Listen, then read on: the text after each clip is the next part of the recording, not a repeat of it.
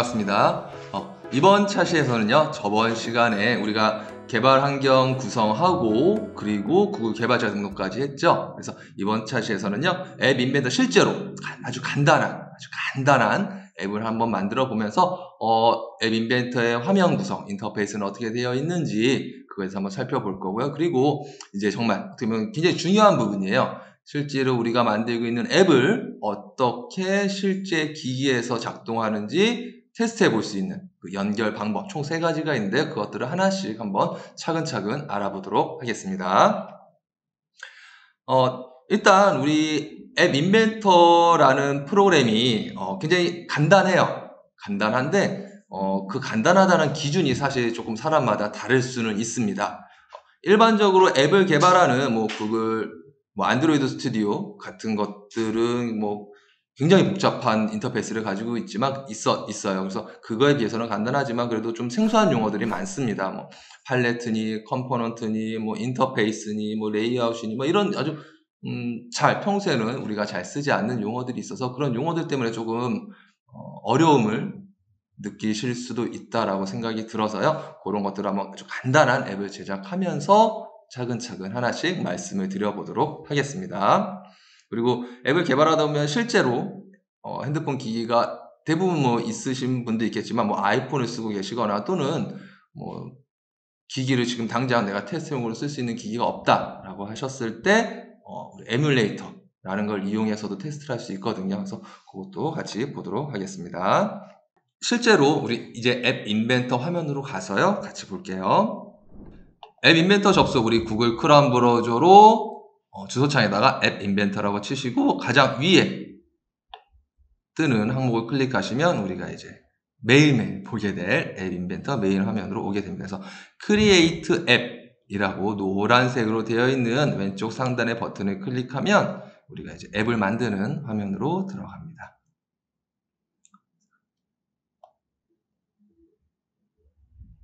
이렇게 들어오셨으면 요거는요 처음에 웰컴 이거는요 프로젝트를 1개 이상 만들면 그 다음부터는 뜨지 않습니다. 여러 튜토리얼이나 이런 참고할 만한 내용들이 들어가 있습니다. 새 프로젝트 시작하기 이게 이제 우리가 앱을 만드는 거다라고 생각을 하시면 돼요. 그래서 새 프로젝트 시작하기는 새 앱 만들기라고 이해하셔도 괜찮습니다. 프로젝트 이름은 이제 지어줘야 되는데요. 중요한 건 한글은 안 돼요.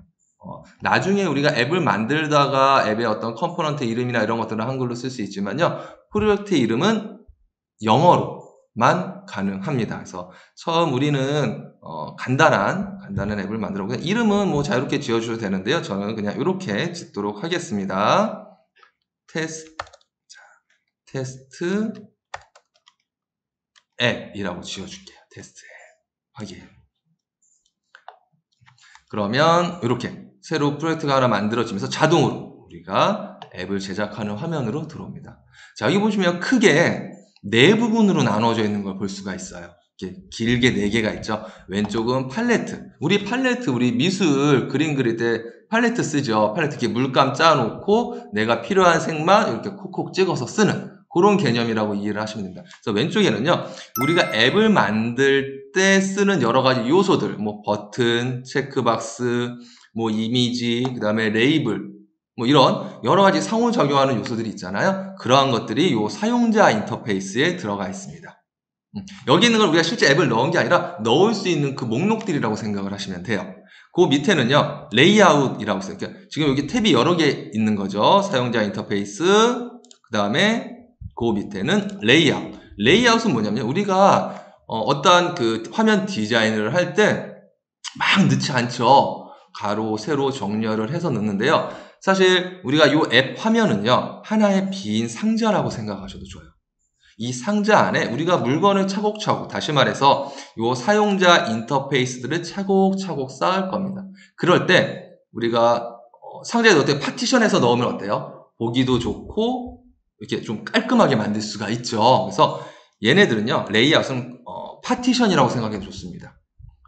빈 상자 안에 파티션을 넣고요. 그 파티션 안에 사용자 컴포넌트들을 이렇게 배치를 하는 거예요. 그러면 이 파티션들은요, 수평으로 넣을 수 있는 거, 또는 수직으로 넣을 수 있는 거, 또는 표 형태로 넣을 수 있는 게 있고요. 또 뭐 수직인데 스크롤 가능하게 또는 수평인데 가로로 횡 스크롤이 가능하게 해주는 이런 레이아웃들이 있습니다. 요거 이따 요거는 아마 다음 차시 정도에 저희가 본격적으로 한 번 정도만 써보면요 개념이 금방 이해할 수 있습니다. 그 다음에 요 미디어는요 말 그대로 음성이나 뭐 영상과 관련된 컴포넌트들입니다. 캠코더, 카메라, 뭐 소리, 녹음 이런 것들 우리가 다 쓸 수가 있어요. 그리고 그리기 및 애니메이션 말 그대로 뭐 어떤 그림과 관련된 그리기 또는 어떤 애니메이션 움직임과 관련된 걸 할 때 여기 있는 팔레트를 가져다 쓰고요. 그리고 지도 우리 요즘 핸드폰들 다 그렇죠. 제일 많이 쓰는 게 아마 지도 중에 하나 제일 많이 쓰는 것 중에 하나가 아마 지도일 겁니다. 그래서 지도도 가져다가 구글 지도를 쓸 수가 있고요. 그리고 핸드폰에 있는 각종 여러 가지 센서들이 있죠. 이런 센서들은 기본적으로 요즘 스마트폰에 다 내장돼서 나오기 때문에 이 센서들을 활용해서 우리가 다양한 앱을 만들어 볼 수도 있습니다. 그리고 소셜은 말 그대로 어떤 다른 사람과 사회적 관계를 맺는 데 쓰는 뭐 연락처, 이메일, 뭐 이런 것들, 메시지, 그거와 관련된 컴포넌트들이고요. 저장소는 우리가 앱을 이렇게 사다 보면 어떤 정보를 저장하거나, 그렇죠? 또는 저장되는 정보를 불러오기도 하죠. 그래서 그런 거 이제 보통 DB라고 이야기를 하는데요. 그러한 DB를 사용하는 컴포넌트들입니다. 그리고 블루투스 연결도 우리가 할 수 있어요. 우리가 가지고 있는 어떤 특정 기기와 블루투스 연결하는 앱을 만들고 싶다. 그러면 블루투스도 할 수가 있습니다. 그리고 레고 마인드스톰은 레고에서 만든 로봇 교구인데요. 이 레고가 또 MIT랑 또 굉장히 많은 협업을 하고 있기 때문에 그래서 기본으로 레고 마인드스톰은 이렇게 제어할 수 있는 명령들을 기본으로 이렇게 넣어주고 있습니다. 뭐 실험실이나 확장 기능은 크게 염두에 두지 않으셔도 괜찮습니다. 그 다음에 뷰어는요 뭐냐면 내가 지금 만들고 있는 앱 화면을 보여주는 거예요. 여기서 어떤 동작이 하지는 않습니다. 그냥 디자인이라고 생각을 하시면 돼요. 여기 위에 보면 나중에 또 제가 자세하게 설명을 드릴 텐데요. 디자이너, 블록 이렇게 두 탭이 있어요. 크게. 이 지금은 디자이너가 지금 선택되어 있는 거예요. 이 디자이너 탭은요. 말 그대로 화면을 디자인하는 것입니다. 그래서 여기다가 제가 버튼을 이렇게 드래그해서 갖다 놓으면요. 버튼이 들어가요. 이렇게 디자인을 하는 거예요. 그리고 여기 오른쪽에 컴포넌트라고 되어 있고 지금 제가 얘를 자 보세요. 지금은 스크린 1밖에 없죠. 스크린은 기본 메인 첫 화면이라고 생각하시면 돼요. 자동으로 들어가고요. 내가 사용자 인터페이스에 있는 버튼을 드래그해서 넣으면 여기에 내가 넣은 버튼이 표시가 된다. 여기는 내가 실제로 넣은 거 내가 화면 구성을 한 컴포넌트를 여기에 표시된다고 생각하시면 됩니다. 그리고 약간 계층 구조가 혹시 보이시나요? 스크린 밑에 버튼이 있어요. 이 스크린 안에 버튼이 담겼다는 뜻입니다. 아까 여기서 말씀드렸던 레이아웃 있잖아요. 이 레이아웃을 가져다 놓고 이 레이아웃에 자 한번 그냥 간단하게 볼게요. 레이아웃을 딱 넣으면 자 레이아웃을 여기다 넣고요. 자, 눈에 보이진 않아요. 얘는 그냥 보이지 않는 파티션이라고 생각하시면 돼요. 자, 스크린 안에 수평 배치라는 레이아웃이 하나 들어갔죠. 여기다가 제가 버튼을 넣으면 이렇게 계층 구조가 생겨요. 이 파티션, 이 레이아웃 안에 버튼이 들어갔구나 라는 뜻입니다. 네. 혹시 이해되셨나요? 요거 지금 오늘은 레이아웃을 할 건 아니에요. 다음 차시에 레이아웃을 좀 여러 개 써볼 겁니다. 그때 좀 더 자세하게 말씀을 드리도록 할게요. 하여튼 요새 요 계층 구조는 그 부모, 자식 간의 관계라고 생각하시면 되겠습니다. 자, 일단 지금은 삭제를 하겠습니다. 버튼을 두 개 갖다 놓을게요. 우리가 만들 앱이 버튼 두 개가 필요하거든요. 두 개를 넣었더니 여기에 스크린 1에 버튼 1, 버튼 2 이렇게 들어가요. 그리고 오른쪽에 보면 이제 속성이라는 겁니다. 굉장히 중요해요. 뭐냐면요. 우리 왼쪽에 있는 건 일반적인 버튼 원 설계도라고 생각을 하시면 좋습니다. 그럼 얘를 가져다 우리는 복사하듯이 여러 개, 버튼을 여러 개 만들 수 있잖아요. 그런데 그 각 버튼마다 속성들이 다 다를 거예요. 예를 들어서 우리가 사람이면 사람은 하나의 객체지만 사람의 머리카락 색깔, 키, 몸무게 이런 것들은 사람마다 다 다르잖아요. 이 버튼 여기에 있는 컴포넌트들도 마찬가지로 생각하시면 됩니다. 여기서 가지고 온 버튼들은 각각 하나의 객체지만 이 객체들의 속성 값들을 바꿔줄 수 있는 거예요. 파란색의 버튼, 글자 크기가 큰 버튼, 뭐 이런 것들. 뭐 너비가 뭐 50인 버튼 이런 것들을 바꿔줄 수 있는 거죠. 그래서 그런 것들을 속성이라고 이야기를 합니다. 예를 들어서 여기 버튼 1을 딱 클릭하면 속성 버튼 1이라고 보이고요. 버튼 2를 클릭하면 버튼 2. 각각마다 속성을 다르게 줄 수가 있습니다. 우리 오늘 만들 앱들을 이제 한번 볼게요. 우리가 컴포넌트를 갖다 놓으면요. 중요한 게 하나 있어요. 뭐냐면 바로 이 이름이에요. 우리가 버튼을 한두 개만 쓸 수도 있지만 10개, 20개를 쓸 수도 있습니다. 그런데 버튼 이름을 그냥 무의미하게 놔두거나 또는 여기 나온 것처럼 기본적으로 버튼 1, 2, 3 이렇게 놓으면 나중에 우리가 코드를 짤 때 이 버튼이 무슨 역할을 하는 버튼이었지? 를 굉장히 헷갈릴 수가 있어요.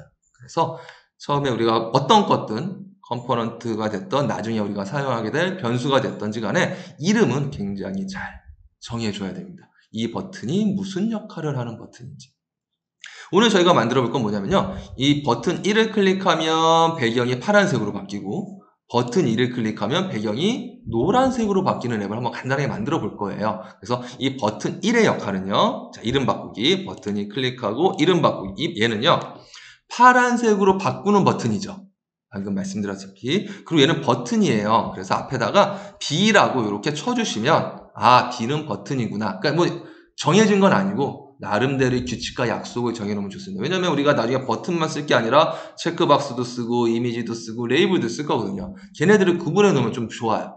물론 아이콘으로도 조금 구분이 되지만 잘 눈에 띄지는 않습니다. 그래서 저는 이렇게 지을게요. B, 얘는 버튼이다. 그리고 얘는 뭐 하는 버튼이냐면 파란색으로 변경하는 버튼이다 라고 이렇게 이름을 지어줍니다. 네. 그런데 보세요. 얘의 파란색으로 버튼을 했는데 여기 안에 텍스트가 바뀌었나요? 안 바뀌었죠. 다른 거예요. 이 파란색으로 변경이라고 바꾼 이 이름, 컴포넌트에 표시되는 이 이름은요. 컴퓨터가 이 버튼을 구분하는 이름입니다. 사용자에게 보이는 이름이 아니에요. 나중에 우리가 코드를 넣을 때 우리가 B, 파란색으로 변경이라는 버튼을 찾으면 컴퓨터는 얘를 딱 찾아주는 거예요. 자, 그럼 텍스트는 어떻게 바꾸냐? 이 텍스트는 속성입니다. 속성. 자, 오른쪽에 보면 자, 배경색, 뭐 글꼴의 굵기, 뭐 기울어짐, 글꼴 크기 이런 것들이 쭉 있죠. 그 다음에 높이, 너비가 있는데요. 이것도 다음 시간에 좀 더 자세하게 다루도록 하고 일단은 여기 텍스트라는 속성이 있어요. 여기는 컴퓨터는 전혀 여기에 있는 텍스트를 신경 쓰지 않아요. 이거는 사용자에게 보이는 텍스트입니다.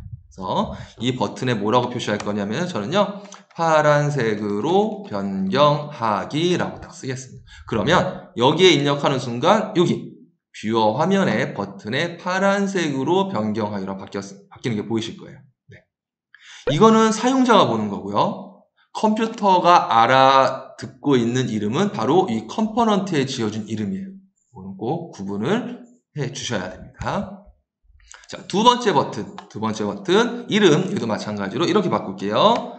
버튼이니까 B로 시작을 하고요. 얘는 노란색으로 변경이라고 해주겠습니다. 네. 여기 텍스트 바뀌지 않죠? 네.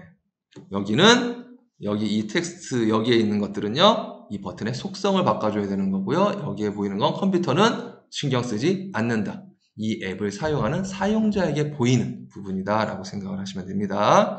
그래서 버튼 2, 요 반드시 그리고 내가 어떤 걸 클릭하고 있는지도 확실하게 인지를 하셔야 돼요. 같은 버튼이라고 해서 내가 파란색으로 변경인데 여기에 있는 뭔가를 바꾼다. 근데 나는 얘라고 생각했다. 그러면 안 돼요. 그래서 내가 바꾸고자 하는 애를 분명하게 선택을 하시고요. 텍스트 바꿔주도록 하겠습니다. 이 텍스트는요. 노란색으로 변경하기. 바뀌는 게 보이셨죠? 오늘 만들 앱의 디자인 이걸로 끝입니다. 간단하게 저희는 어떻게 할까 하면 이제 나중에 코드 작성 부분으로 가서요. 파란색으로 변경하기 하면 이 스크린 배경이 파란색으로 바뀔 거고요. 노란색으로 변경하기 하면 노란색으로 바뀌는 걸 할 거예요. 지금 여기서 얘네들 클릭해봤자 안 바뀌어요. 코드도 작성하지 않았거니와 코드를 작성했더라도 바뀌지 않습니다. 얘는 디자이너 화면이에요. 실제로 코드가 작성하는 화면이 아닌 우리가 화면 디자인만 하는 화면입니다. 여기 이제 오른쪽 위에 블럭 있죠. 요거를 클릭하면 이제는 어디로 가느냐? 코드를 작성할 수 있는 화면으로 넘어갑니다. 요 두 개는요, 내가 수시로 언제든지 왔다 갔다 할 수 있어요. 네. 그러면 보세요. 왼쪽에 여기 이제 총 두 개의 화면으로 나눠져 있죠. 하나는 블록, 하나는 뷰어예요.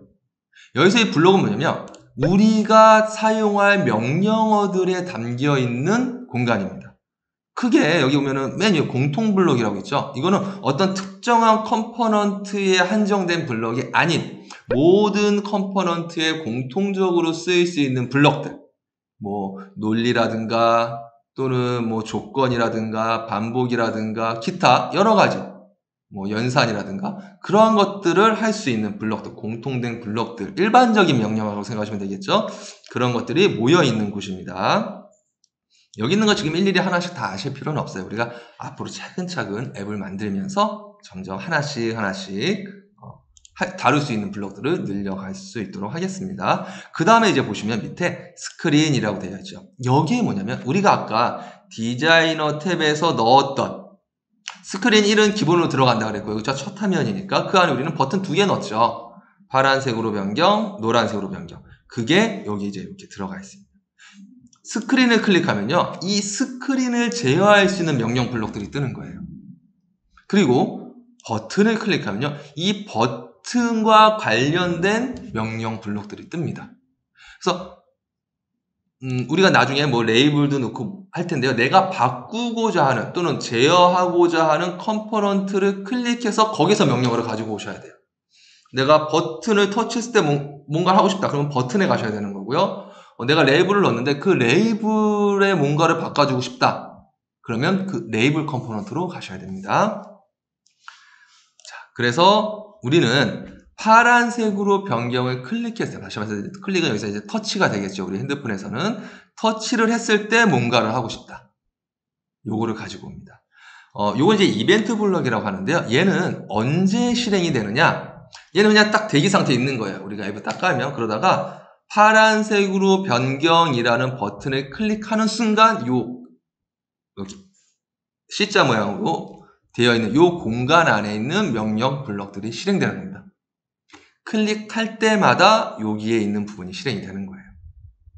그리고 여기 세모 표시를 세모, 뭔가 선택할 수, 숨어있다는 뜻이죠. 여기 세모. 클릭하면, 내가 만든 버튼 아까 두 개 있었잖아요. 그래서 두 개를 자유롭게 왔다 갔다 할 수가 있습니다. 버튼에 쓰는 명령어는 똑같으니까요. 하지만 내가 어떤 버튼에 어떤 명령을 주느냐는 서로 다를 수 있겠죠. 자, 그러면 일단, 파란색으로 변경이라는 버튼을 클릭해서 아까 제가 뭐라 했죠? 스크린의 배경색을 바꾸고 싶다고 그랬어요. 그럼 어디로 가야 될까요? 그렇죠. 맞습니다. 스크린. 나는 여기에 뭔가를 바꾸고 싶은 거잖아요. 그러면 이 스크린 컴포넌트를 클릭을 하면요. 여기에 이 스크린을 제어할 수 있는 여러 가지 명령들이 있어요. 그 중에서 자, 지정하기라는 게 있습니다. 지정하기 중에 스크린일의 배경색이라는 게 있죠. 얘를 이렇게 가지고 옵니다. 그러면요, 얘를 어떻게 해야지 코드가 완성되는 거냐? 여기 보면 살짝 밑으로 홈이 내려와 있죠. 그리고 여기는 살짝 홈이 파여 있어요. 여기를 딱 맞춰서 갖다 붙여야 됩니다. 이게 딱 정확하게 들어갔을 때 소리가 나요. 그리고 보시면 갖다 근처에 되는 순간 여기 붙는 부분이 노란색으로 되는 게 보이시나요? 이래야 정상적으로 붙는 겁니다. 근데 처음에 좀 익숙하지 않을 때 어떤 실수들을 하냐면 이렇게 그냥 근처에 갖다 놓고 자, 붙지는 않았는데 이렇게 놓으면 그냥 붙어 있는 것처럼 보여요. 이러면 명령이 제대로 연결이 안 된 거기 때문에 실행되지 않습니다. 실제로 이 안에는 아무것도 없는 거예요. 그래서 정확하게 이 안에 내가 이 겉에 있는 애를 이렇게 드래그해서 움직였을 때 같이 움직인다. 그러면 얘네들이 명령어들이 제대로 묶여 있다라는 뜻입니다. 그 다음에 여기 보시면 X라고 뜨고요. 여기에 뭔가 넣는 부분이 있어요. 뭐냐면 아직 코드가 완성이 안 됐다는 뜻이에요. 스크린의 배경색을 지정할 건데 어떤 색으로 지정할지를 내가 넣어주지 않았어요. 그래서 우리는 파란색이니까 여기 보시면 공통 블럭이면 색상이라고 있죠. 그럼 여러 가지 색상 블럭들이 있어요. 기본 디폴트로 되어 있는 색상들도 있고요. 내가 RGB 값을 이용해서 색상을 만들 수도 있습니다. 여기 파란색이 있으니까요. 파란색 가져와서 딱 붙입니다. 여기 클릭하면 내가 원하는 다양한 색상 바꿀 수 있어요. 아주 많은 색상들이 있죠. 예를 들어서 이거 난 이 파란색은 조금 아닌 것 같아 하면 이 색으로 이렇게 바꿔주시면 됩니다. 그럼 이제 하나 명령이 완성이 된 거예요. 근데 우리 이제 버튼 두 개가 있었죠. 하나는 파란색으로 변경, 하나는 노란색으로 변경. 하는 일은 뭐만 다르냐면 여기 색상만 다를 거예요. 그래서요 간단하게 얘를 오른쪽 마우스를 클릭하면 복제하기라는 게 뜹니다. 복제하시면 똑같은 코드가 생성이 돼요. 근데 아까는 없던 이 X가 생겼죠. 왜냐하면 중복된 거예요. 완전히 똑같은 게. 그래서 이 앱 이벤트에서 알아서 이거는 좀 문제가 있어. 똑같은 코드가 중복되어 들어가 있어 라는 뜻입니다. 우리는 이 파란색으로 변경을 뭘로 바꾸면 될까요? 노란색으로 변경. 그러면 얘는 파란색으로 변경이라는 버튼에 주는 명령이고요. 얘는 노란색으로 변경이라는 버튼에 주는 명령입니다. 다시 한번 말씀드리면요. 아까 제가 보세요. 이름 잘 보세요. B _ 노란색으로 변경되어 있죠. 아까 우리가 블록 탭에, 디자이너 탭에서요. 여기서 줬던 이름인 거예요. 이 버튼의 텍스트 속성에서 줬던 게 아니라 컴포넌트의 이 이름 바꾸기를 통해서 만들어준 이름이 이 블록에 뜨게 됩니다. 그래서 이렇게 이름을 딱 지어줘 놓으면 요것만 보고 내가 어떤 코드를 넣어야 될지 또는 이 컴포넌트에 내가 의도했던 명령이 제대로 들어갔는지를 쉽게 확인을 할 수가 있습니다. 그래서 이름은 다시 한번 강조하지만요. 꼭 이름만 보고 이 컴포넌트가 어떠한 일을 하는 건지 직관적으로 알 수 있게 지어주시는 연습 꼭 중요합니다. 자, 그리고 이제 색깔, 얘는 노란색으로 변경이니까 노란색으로 바꿔줄게요. 코드는 이제 완성이 됐어요. 네, 뭐 오류도 없고요. 깔끔합니다. 네. 자, 다시 이제 디자이너 탭에 가서 클릭을 해봅니다. 아까 말씀드린 될까요? 안 될까요? 안 돼요. 얘는 코드가 작동하는 뷰어가 아니에요. 여기에서의 뷰어는 디자인에 대한 것만 보는 거고요. 이 블록에서의 뷰어도 코드에 대한 것만 보는 거예요. 실제로 얘가 어떻게 동작하는지를 보려면 세 가지 방법이 있다고 말씀드렸죠. 자, 여기 연결에 테스트 기를 연결하는 거예요. AI 컴패니언, 에뮬레이터, USB 세 가지 형태가 있습니다. 지금부터 이 세 가지 형태들을 하나씩 살펴보도록 하겠습니다. AI 컴패니언은요, 같은 와이파이 환경에 내가 사용하는 컴퓨터, 지금 앱을 만들고 있는 앱 이벤터를 지금 하고 있는 컴퓨터와 내 테스트하고 있는 기기가 같은 와이파이에 연결되어 있어야 합니다. 자, 먼저 앱 인벤터에서 AI 컴패니언을 딱 클릭을 하면요, 이상한 QR코드가 하나 뜨고요. 그리고 이렇게 유어 코드라고 하면서 코드가 이렇게 뜹니다. 이거를요, 어떻게 되냐면 우리가 AI 컴패니언을 하기 위해서는요, 핸드폰에다가 AI2 컴패니언 앱을 설치를 해야 돼요. 그래서 구글 플레이 스토어에 이렇게 들어가시면은요, 검색창에다가 AI2라고만 쳐도 지금 보시는 것처럼 제일 위에 MIT AI2 컴패니언이라는 앱이 보이실 거예요. 요거를 딱 터치를 하시면요, 요 앱으로 들어갑니다. 저는 지금 설치가 되어 있기 때문에 열기라고 되어 있지만 아마 설치가 안 되어 있으신 분은 설치 이렇게 쓰실 거예요. 그러면 설치하기를 진행을 하시고요. 설치하기를 진행을 하시면 바탕화면에 이렇게 MIT AI2 컴패니언이라는 앱이 생깁니다. 요거를 딱 실행을 시키세요. 그러면 방법이 두 가지가 있는 거예요. 내가 지금 앱 인벤터랑 내 핸드폰이랑 연결하기 위한 방법. 첫 번째는 QR코드를 이렇게 찍어서 할 수도 있고요. 두 번째는 여기에 있는 코드를 입력할 수도 있습니다. 근데 QR코드로 이렇게 스캔하는 게 가장 편하더라고요. 코드 입력하는 것보다. 그래서 스캔 QR코드를 딱 터치를 하시고요. 이렇게 화면 딱 갖다 대시면요, 자동으로 내 QR코드를 인식하고요. 지금 컴퓨터 화면에서는 뭔가 진행이 되고 있는 진행바가 보이고요. 지금 진행바가 끝나면 제 스마트폰 화면에 방금 만든 앱이 이렇게 뜨는 게 보일 거예요. 이거는요, 여기서 이 연결은 앱이 설치된 건 아니에요. 설치된 건 아니고 내가 지금 만들고 있는 앱을 실시간으로 실제 기기에서 확인할 수 있는 겁니다. 자, 제가 파란색으로 변경하기 버튼 한번 터치해 볼게요. 파란색으로 바뀌죠. 이번엔 노란색으로 변경이 잘 됩니다. 아까 만들었던 코드가 이렇게 제대로 잘 동작을 하는지 실제 기기에서 테스트를 해볼 수가 있습니다. 자, 여기다가 제가 잠깐 코드를 바꿔볼게요. 블록에서 파란색으로 변경인데 이 파란색이 아니라 제가 약간 하늘색 같은 걸로 바꿔볼게요. 그리고 나서 다시 파란색으로 변경하면 어때요? 방금 내가 만든 코드가 실시간으로 연동돼서 보여져요. 그렇기 때문에 우리가 앱을 만들 때는 이렇게 실제 기기를 옆에다 하나 두고 내가 만든 코드들이 정상적으로 동작하는지를 테스트해보는 게 가장 좋습니다. 네. 하지만 다시 한번 말씀드리면 이거는 앱이 설치된 건 아니다. 제가 이 화면을 닫고 나가면은요, 설치된 앱은 없어요. 다시 이걸 테스트하려면 아까처럼 똑같이 연결, 지금 이제 디스커넥트 됐다고 뜬 거죠. 연결해서 AI 컴패니언에서 다시 핸드폰에 앱 실행시켜서 다시 연결하시면 됩니다. 가장 쉽고 간단해요. 그리고 가장 편하고요. 단 같은 와이파이에 있어야 된다라는 이제 그런 환경이 구비가 돼야 되는 거죠. 두 번째는요, 뭘 볼 거냐면 요 USB를 한번 볼게요. 내가 와이파이를 같은 환경에 있을 수 있는 상황이 아니다. 그러면 우리가 이런 핸드폰 연결 케이블 있죠. 이런 핸드폰 연결, 노트북과 연결하는 이런 케이블을 이용해서 USB로 아까와 같은 테스트 화면을 볼 수 있는 겁니다. 자, 이것도 한번 해보도록 하겠습니다. 노트북에다가요, 케이블 연결하고요, 핸드폰에다가 반대쪽을 이렇게 연결을 합니다. 중요한 거는요, 이걸 하기 위해서는 우리가 프로그램을 하나 컴퓨터에 설치를 해줘야 돼요. 뭐냐면은요, 자, 우리 요 앱 인벤터 첫 메인 화면에 들어가시면은요, 리소스라는 메뉴가 보여요. 거기에 Get Started라는 곳으로 클릭해서 들어갑니다. 그러면 여기 제일 위에 Setup Instruction이 있어요. 이거를 클릭하시면 여기에 뭐가 있냐면은요, 어떻게 앱을 테스트할 수 있는지, 어떤 설정들을 해줘야 되는지가 이제 적혀져 있고, 제가 말씀드리면 이 부분이라고 생각하시면 돼요.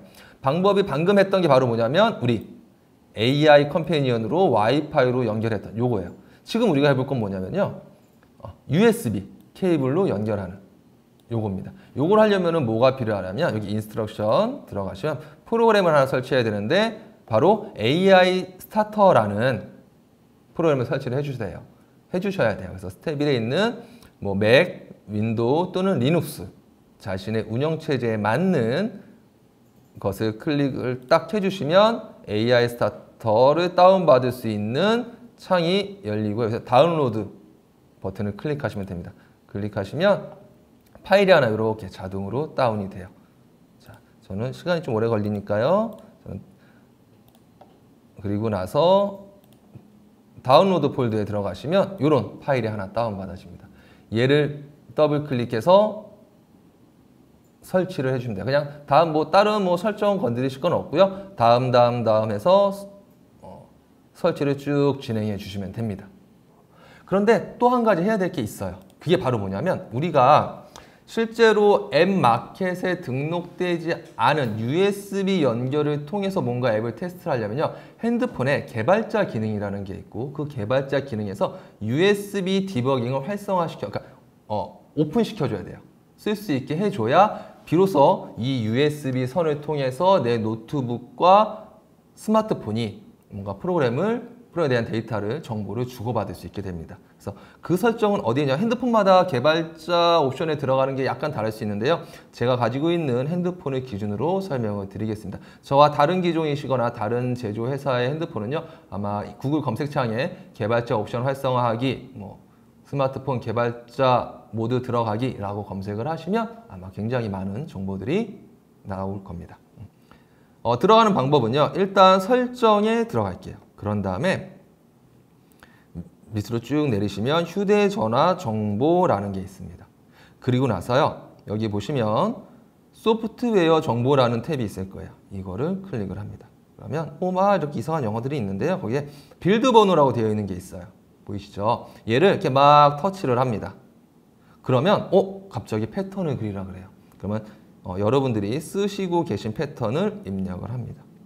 그러면 개발자 모드를 켰습니다 라는 메시지가 뜨는 게 보이시죠? 그리고 나서 뒤로 돌아가 보면 이제 뭐가 생겼냐면 여기 보시면 아까는 맨 밑에 개발자 옵션이라는 게 없었어요. 그런데 이제 제가 이 개발자 옵션을 보이도록 바꾼 겁니다. 여기서 다른 것들은 건드리실 필요는 없으세요. 다른 건 건드리실 필요 없고요.